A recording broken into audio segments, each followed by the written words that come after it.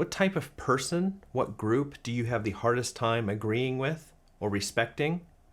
That was the question from the last video. Maybe some of those people have the good life. Maybe they have the best kind of life.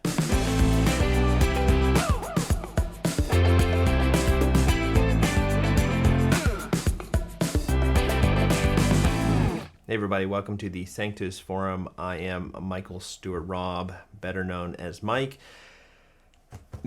On the Sanctus Forum, we're interested in everyday spirituality in concreteness, in its ordinariness. This is sometimes called by Dallas Willard incarnational, and it's called things like that in this book, The Divine Conspiracy. You've guessed it. This is Conspiracy Commentaries. We're talking about this book by Dallas Willard, just one section at a time. We're in chapter 4, all about the Beatitudes, and these last videos on this book have all been about how to read the Bible, and more specifically, how to understand Jesus, who is not easy to understand. Today's section is how to make a neighbor.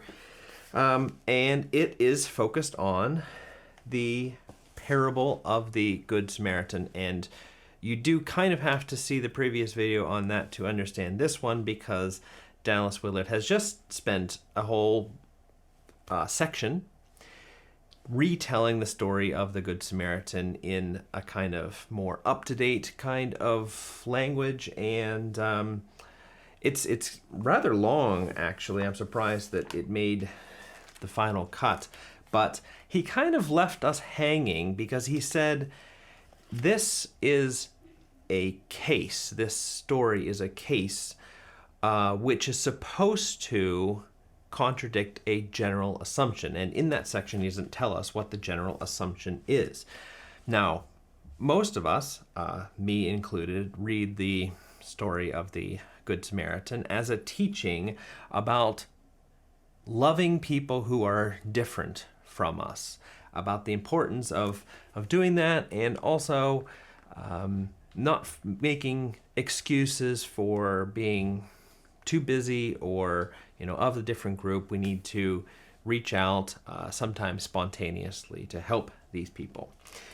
Now, Dallas Willard is saying, yes, but there's actually something else going on here. And the general assumption needs to be revised. There's something that we think that the people of Jesus' day thought. And you're going to get into this if you look at the original question that's being asked. And the original question was, how may I inherit eternal life? That's the question that's put to Jesus. He turns it into a teachable moment and then tells this parable in order to further explain his answer.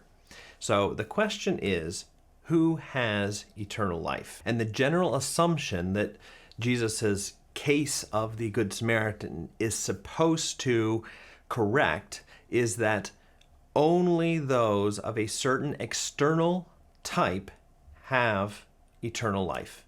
Only those people have the good life, the very best kind of life.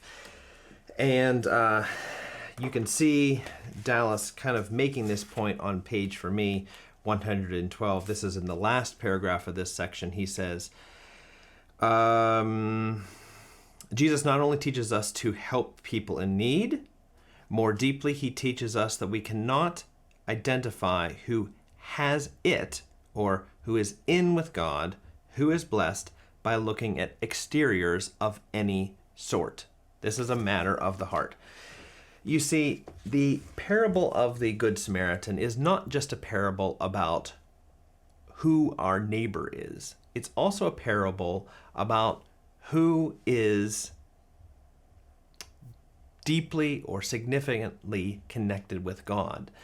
And the general answer which the Jews of Jesus' day would have given is not the Samaritans, only those who are Jews in an external kind of way, not in a heart sort of way, but in an external sort of way. So the good people, the people who have the good life, can't be Samaritans because externally they don't qualify. And I think in that respect, the way he's interpreting this is very much like what he's trying to do with the Beatitudes. He's trying to say, look, there are people who are blessed who don't line up in the traditional ways in which we have thought about blessing.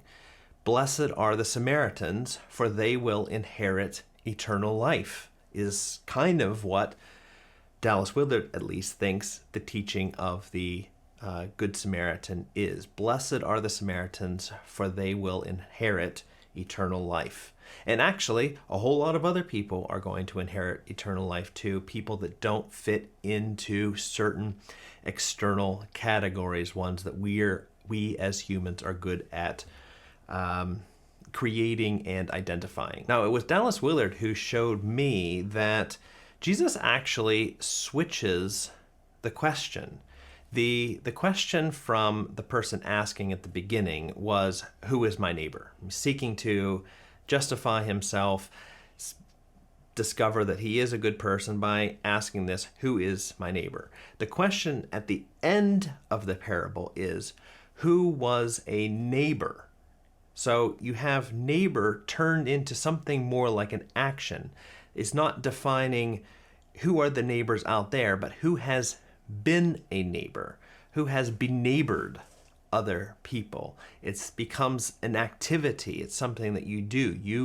You make people neighbors by being a neighbor to them. And so on one hand, the point of the story is obviously help those who are in need, help them even if they are different from you, other than you, help them even if you have very good and important things to do.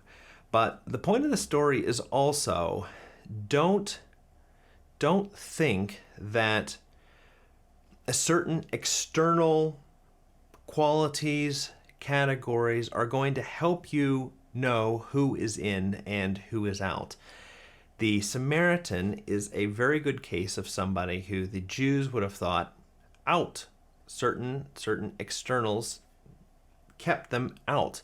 And yet, here is a clear case of God working with and working through one of these out kinds of people. And that is a great part of what Dallas Willard wants to say about the Beatitudes. Here is a list, 8 different kinds of groups of people who, for various reasons, are out or may have difficulty accessing the good life. And Jesus is saying, nope, these are cases of people who are also in.